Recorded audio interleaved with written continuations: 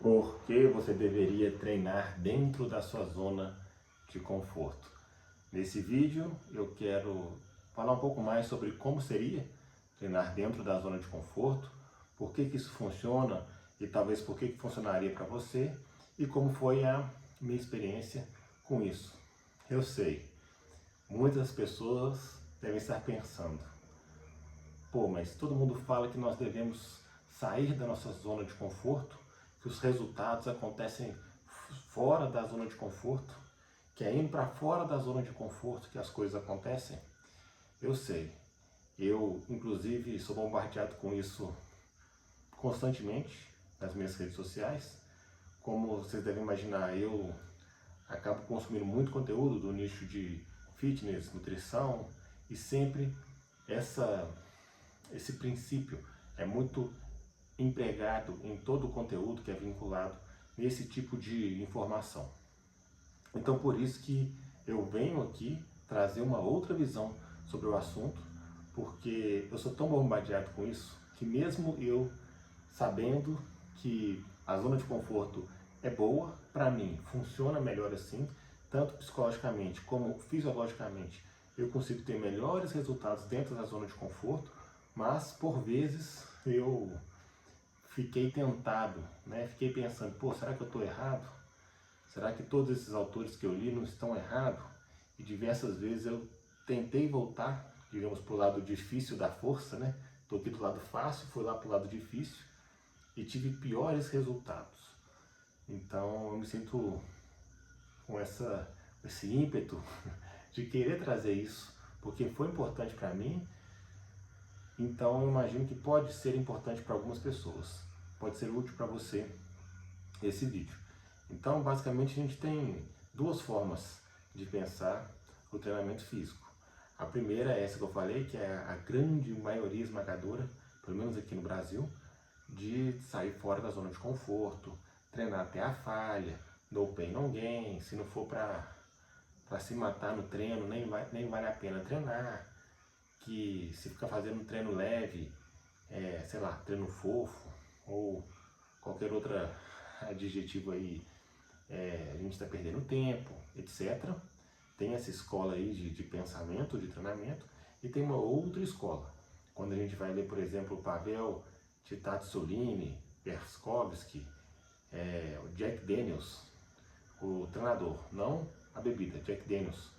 Jack Daniels, em seu livro Fórmula de Corrida, ele diz que a maioria, ó, que o cara treinou grandes atletas de elite, colecionou dezenas de medalhas lá nos Estados Unidos. Ele é um treinador de corrida e olha que interessante, ele fala o seguinte, que a maior parte do volume de treino desses atletas de elite tem que ser dentro do treino fácil. A grande maioria, 70%, 80%, 90% é dentro do treino fácil. Se os atletas de elite que ele treinou treinavam assim, quem dirá nós, meros amadores, atletas naturais, não devemos então treinar, né? E eu fiquei impressionado quando eu li isso, porque é exatamente a mesma coisa que eu já estudava nos treinos de força, de performance e de hipertrofia dentro da metodologia de treino soviético. Então eu percebi que tinha uma certa relação em todas as áreas de treinamento com isso. E independente do que eu estudava, se era hipertrofia, força, corrida, eu via que tinha essa mesma lógica. Então, basicamente tem essas duas abordagens. E as duas funcionam. A questão é que talvez a maioria das pessoas não vão se adaptar com essa abordagem mais agressiva. Essa abordagem de tem que ser um treino fora da zona de conforto. Talvez não. E para refletir sobre isso, eu gosto de um exemplo do banho gelado. O banho gelado aí está no hype. O pessoal acorda, toma um banho gelado, porque aumenta a produtividade e aumenta a sua resistência, melhora a sua saúde, seu raciocínio, sei lá, mil coisas. E aí um certo dia, um amigo meu, querendo entrar nessa hype do banho gelado, falou assim, pô, eu não vou mais tomar banho quente, vou tomar só banho gelado. Se não for para tomar banho gelado, eu não vou nem tomar banho. Só que aí ficou difícil Não era todo dia que ele estava engajado e motivado e com a mente forte para enfrentar o banho gelado. E aí ele começou a se esquivar do banho. Começou a se esquivar de um banho, de um outro. Às vezes ele estava muito cansado. Pô, vou ter que enfrentar o banho gelado agora. Pulava o banho. Ah, tá frio hoje, não vou tomar banho. E aí começou a ficar com um cheirinho azedo. Ele já, pô, cara, toma banho. Ele, não, eu vou tomar banho gelado, senão eu não vou tomar banho. Resumo da ópera, ele depois de alguns dias sem tomar banho, teve que sair do próprio desafio que ele fez e foi lá tomar seu banho quente e se limpar. E por que eu estou contando essa história? Porque se o seu objetivo for ficar limpo, tanto faz se você vai tomar banho quente ou do banho gelado. Banho gelado pode ter outros benefícios para outras coisas? Pode ter.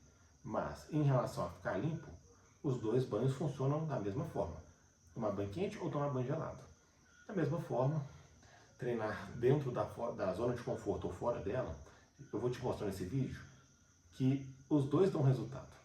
A questão é que, da mesma maneira que a maioria das pessoas prefere tomar banho quente, eu imagino que a maioria das pessoas se daria melhor se elas tivessem uma abordagem mais dentro da zona de conforto do que fora dela. O que parece um paradoxo, porque a maioria dos treinadores, infoprodutores, das pessoas que estão falando sobre nutrição, fitness, estilo de vida saudável, etc., eles tendem a puxar para ficar fora da zona de conforto. E a coisa principal para a gente poder entender esse raciocínio, então assim, se você sair desse vídeo já sabendo isso aqui que eu vou falar, já é o primeiro passo para você conseguir mudar o que você quiser mudar aí no seu treinamento. Mas a coisa principal é que os resultados são proporcionais ao seu volume load, ao seu volume de trabalho. O que isso significa? Esse volume load é uma medida da quantidade de trabalho realizado. Para um treino de hipertrofia, por exemplo, a gente pode quantificar isso como séries vezes repetições vezes o quilo. Que eu estou usando, a carga que eu estou usando. Então, se eu fizer 3 de 10 com 50 quilos, um supino, eu acho que se você já viu outros vídeos meus, eu sempre dou esse exemplo, vai ser 15, 3, 10 é 50, 1.500 quilos acumulados. Ou seja, quanto mais essa tonelagem, esses quilos acumulados acontecerem, mais resultado eu vou ter. O que significa que, se a tonelagem for igual, o resultado vai ser igual. E aí está o pulo do gato. Se o volume for equalizado, os estudos mostram que os resultados são iguais, são estatisticamente semelhantes. Ou seja, sofrer ou não sofrer, não importa. Falhar ou não falhar, não importa. Treinar dentro da zona de conforto ou fora dela, não importa. Basta que você equalize o volume de treino, você vai ter os mesmos resultados. Ou seja, se você tomar banho com água quente ou com água fria, você vai ficar limpo do mesmo jeito. Então, se você não se adapta treinando fora da zona de conforto, há uma solução, há uma alternativa. Você pode treinar dentro da zona de conforto, equalizar o volume e ter os mesmos resultados. E outra coisa que isso nos mostra, que, ou seja, a coisa mais principal que eu falei, a coisa principal desse vídeo, e talvez o treinamento físico, para a gente começar a entender sobre qualquer coisa, qualquer abordagem. Os resultados são proporcionais ao volume de trabalho. Beleza. Isso mostra também que, se a gente quer mais resultados, a gente tem que aumentar ou tentar aumentar, ter uma abordagem que aumente o nosso volume de trabalho. Só que aí tem uma outra questão. A gente tem que aumentar o nosso volume de trabalho no médio e no longo prazo. Porque o volume acumulado no médio e no longo prazo sempre vai ser maior que o volume que é possível acumular no curto prazo. Não só isso. As nossas adaptações, nossa evolução, a nossa progressão acontece no médio prazo. Então é lá que a gente tem que preocupar em acumular um bom volume de treino e não no curto prazo. E quando a gente pensa em acumular um bom volume de treino no médio e no longo prazo, isso pode significar não necessariamente aumentar o curto prazo. Por quê? Pensa assim, então será que quanto mais volume melhor, vou fazer aqui 100 séries de supino. Se você fizer 100 séries de supino, provavelmente você vai dar um estímulo tão grande que você não vai conseguir se recuperar dele. Isso pode prejudicar o seu acúmulo de treino nos próximos dias, nas próximas semanas, nos próximos meses, diminuindo o tanto de volume que você conseguiria acumular se você fizesse só um pouquinho ao longo das semanas. Da mesma forma, tem uma outra questão. Se você faz 100 séries, a chance de uma vez só, a chance de você lesionar é muito grande. Quem está lesionado não treina. Quem não treina não acumula volume no médio prazo. Então, às vezes, acumular mais volume no médio prazo vai significar diminuir o volume no curto prazo, não necessariamente aumentar. Então, tendo isso em mente, a gente observa que se o importante é acumular volume no médio prazo, a gente começa a observar então que a adesão ao treinamento é um dos fatores principais. Porque um treino, o pior treino do mundo, feito todo dia, vai acumular mais volume do que aquele treino, super treino, o melhor treino do mundo, feito uma vez só no ano. O outro foi o pior treino do mundo feito no ano inteiro, versus o melhor treino feito uma vez no ano. O pior treino vai acumular muito mais volume ao longo do ano. Isso é a mesma coisa. O que você acha que é melhor? Você tomar banho todo dia, sei lá, um banho rápido, uns 5 minutos de banho todo dia, ou você tomar um super banho uma vez no mês só, uma vez no ano? Onde você vai ficar mais limpo? Ou qualquer coisa na vida. Ah, vou estudar para um concurso, quero passar no concurso. Onde que a gente tem mais chance de passar no concurso? Se eu estudar, vamos supor, meia hora por dia, ou se eu pegar e falar, não, vou pegar aqui e vou maratonar, fazer uma maratona de estudo. Eu estudar 12 horas direto, mas aí eu vou conseguir estudar aquilo ali só uma vez só. Ou uma vez só no mês, ou uma vez só no bimestre, ou no trimestre, ou no ano até. Porque vai ser uma coisa tão exaustiva que eu não vou estafar. Sei lá, qualquer coisa você pensar. Vou tocar um instrumento. Tocar meia hora por dia ou pegar aqui e vou tocar 12 horas direto? Onde que eu vou aprender mais? Onde que eu vou desenvolver mais? Onde que eu vou evoluir mais? É o que tem mais volume de trabalho. Então, mesmo que o treino não seja o melhor dos mundos, não seja a melhor metodologia possível, ela já vai dar mais resultado se ela te proporcionar uma maior adesão. Então, quando a gente pensa em maior volume no médio prazo, no longo prazo, não é só uma questão do qual que é o melhor treino, mas também a gente tem que olhar o contexto de cada um. Quais são os fatores emocionais, psicológicos, sociais que vão favorecer uma maior adesão ao treino? Então, tudo isso tem que ser levado em consideração. O ser humano é um ser complexo, ele não se resume apenas à fisiologia. Não é só questão qual que fisiologicamente vai ser melhor. Porque se o treino fisiologicamente melhor não for compatível com o seu psicológico, emocional, social, você não vai conseguir sustentar ele por muito tempo e você não vai conseguir acumular muito volume no médio prazo, no longo prazo. Então, dito isso, me parece que é mais razoável que, para a maioria das pessoas, um treino dentro da zona de conforto, ele vai ser um treino que vai ter mais adesão do que um treino fora da zona de conforto. E é por isso que eu defendo tanto o treino dentro da zona de conforto. Porque eu acho que é mais fácil a maioria das pessoas tomarem banho todo dia se elas estiverem tomando banho com água quente do que se elas estiverem tomando banho com água fria. Então, provavelmente, a gente vai conseguir melhores resultados na maioria das pessoas quando elas treinarem dentro da zona de conforto. E é por isso, então, que a zona de conforto pode funcionar para você. É por isso que a zona de conforto funciona para mim. Porque sabendo manejar ela de forma inteligente, você consegue, inclusive, potencializar o resultado fisiológico, além do psicológico, emocional, social, etc. Que é a minha experiência.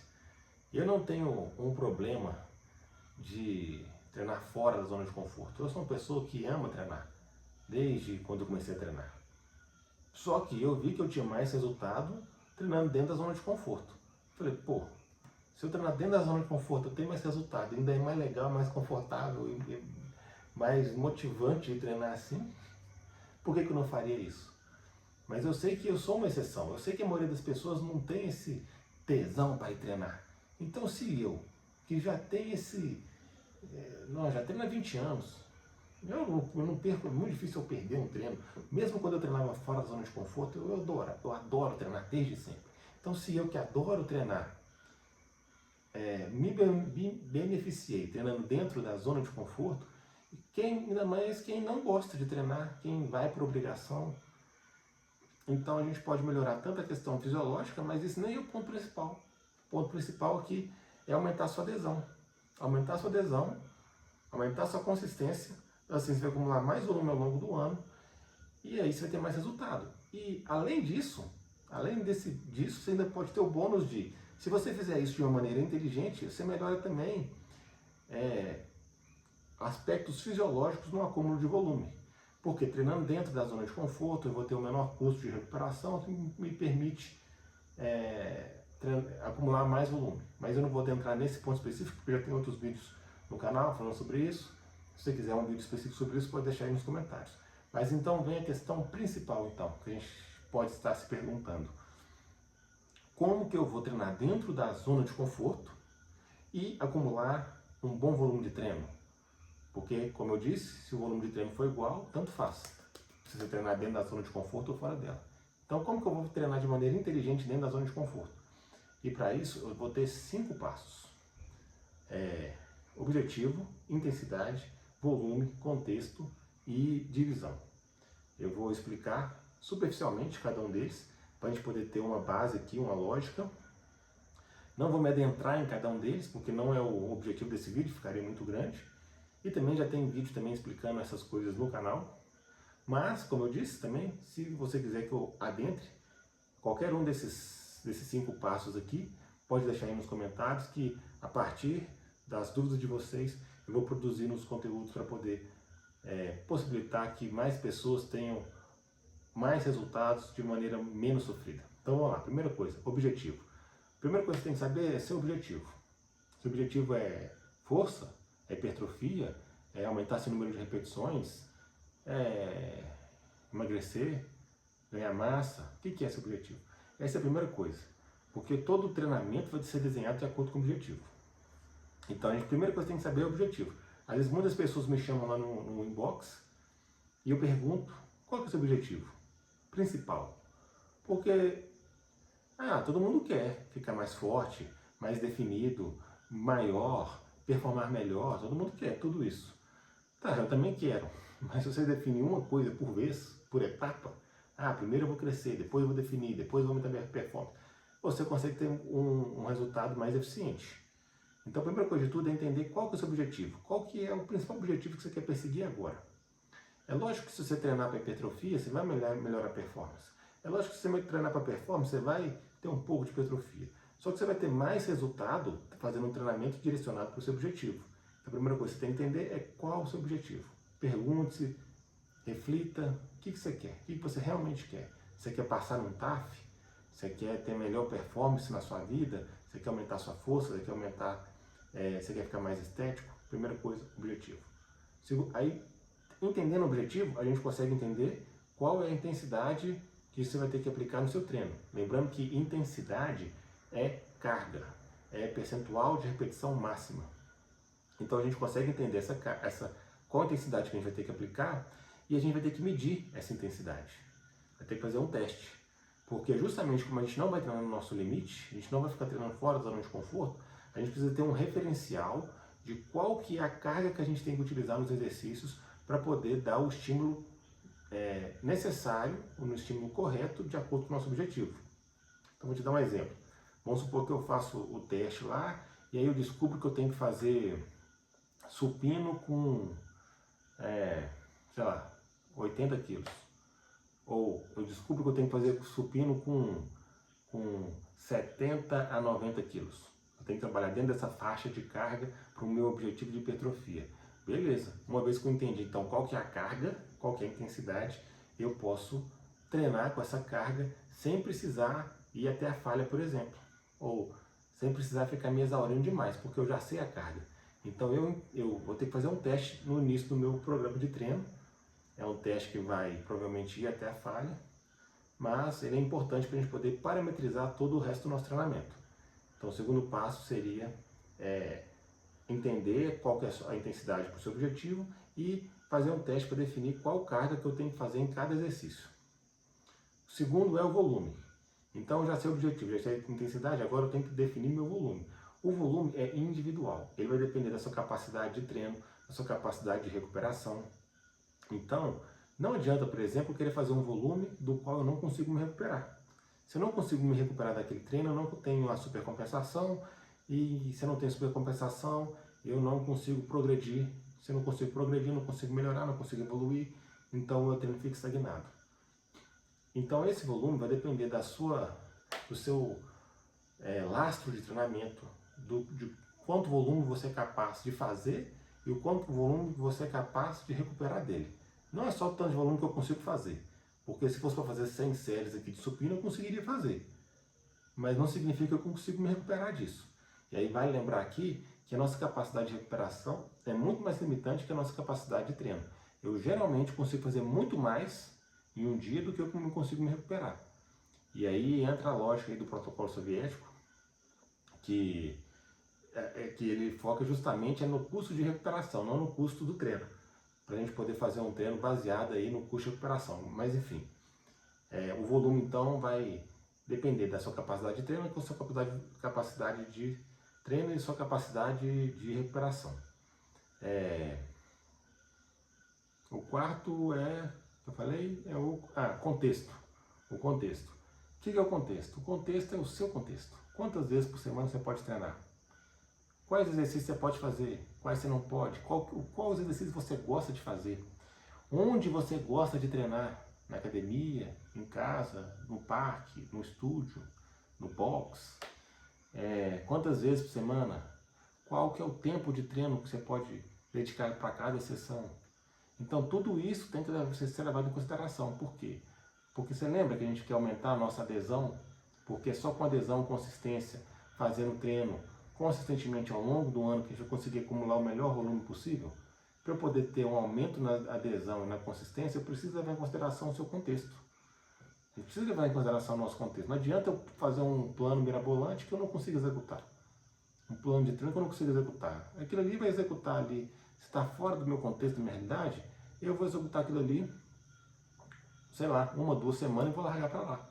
Agora, se é um negócio planejado, que se encaixa no seu contexto, a chance de você conseguir executar ele consistentemente ao longo de várias semanas, meses, e assim completar um ano inteiro, por exemplo, de treino, a chance é muito maior. Então tem que ser de acordo com o seu contexto, levando tudo isso em consideração. Ou sei lá, até o horário que você vai treinar, o horário que você pode treinar, onde que você vai treinar, como que é a sua rotina de estudo, trabalho, casa, etc. É o contexto. E por fim, então, é a divisão. Ou seja, eu vou pegar esse volume de treino, nessa intensidade, de acordo com o seu objetivo, de acordo com o seu contexto, e vou fazer uma divisão de treino, amarrando esses outros 4 passos anteriores. Então, eu vou pegar aquele volume de treino que você vai fazer, dentro daquela intensidade, dentro do seu contexto, eu vou dividir em fichas. Vai ser como? Quantas vezes por semana você vai treinar? Qual vai ser o tempo de cada sessão? Qual vai ser a divisão do seu treino? Vai ser AB, ABC, enfim. Aí esse quinto passo, ele amarra os 4 passos anteriores e ele coloca na prática, né? Ele coloca de forma prática todos esses 4 passos anteriores. É a divisão de treino, é a ficha em si, é o plano em si, é o programa de treino em si. Basicamente seriam esses passos, né? Como eu disse, não dá para entrar em cada um desses. Tem vídeo no canal falando sobre cada um desses. Se você quiser que eu adentre em cada um desses, deixa aí nos comentários. Se você quiser entender também, eu citei aqui, né, o protocolo soviético, o projeto protocolo soviético, no qual eu trabalho justamente dentro desses pilares, dentro da maximizar o custo de recuperação, dentro da zona de conforto, enfim, sem treino até a falha. Justamente a filosofia soviética justamente não treinamos até a falha, treinamos até o sucesso. Treinar até a falha, treinar para falhar. Então, se você quiser pegar e conhecer um pouco mais desse projeto no qual eu uso para os meus treinos, para os treinos dos meus alunos, tanto de performance quanto hipertrofia, eu também vou deixar o link aqui abaixo, quem quiser clicar lá, saber mais detalhes e conhecer. Então, para a gente fechar esse vídeo, só para a gente relembrar tudo que a gente falou, então tem basicamente dois tipos de treinadores: os que vão pregar treinos fora da zona de conforto, treinos extenuantes, no pain no gain, etc. E treinadores como eu que vão pregar treinos dentro da zona de conforto. E aí a gente tem que lembrar que os dois são resultados. A questão é qual que vai dar mais resultado para você. Por quê? Como eu disse, a coisa mais importante de tudo é que os seus resultados vão ser proporcionais ao seu volume de trabalho. E esse volume de trabalho, então, se ele for equalizado, os resultados serão os mesmos. Não importa se você está treinando fora da zona de conforto ou dentro da zona de conforto. Da mesma forma que, para ficar limpo, não importa se você está tomando banho quente ou frio, você vai ficar limpo do mesmo jeito. Então você pode escolher o que for melhor para você, a forma como você se sente melhor. E se você quiser, então, fazer um treino dentro da zona de conforto, de forma inteligente, são esses 5 passos que eu passei aqui. É saber seu objetivo, definir a intensidade, medir essa intensidade, entender qual que é o seu volume de acordo com a capacidade de recuperação e a capacidade de treino, qual o seu contexto, para a gente poder aumentar a adesão ao treinamento, e então fazer a divisão de treino, o programa de treino, amarrando esses 4 pilares aqui, colocando eles na prática. Então, basicamente foi isso que a gente viu nesse vídeo. Se você gostou, considere dar o like aí para fortalecer o canal, ajudar a gente a crescer. Se tiver algum tema específico que queira que seja tratado aqui, deixe aí nos comentários e considere compartilhar esse vídeo com algum amigo que possa ser edificado com esse conteúdo.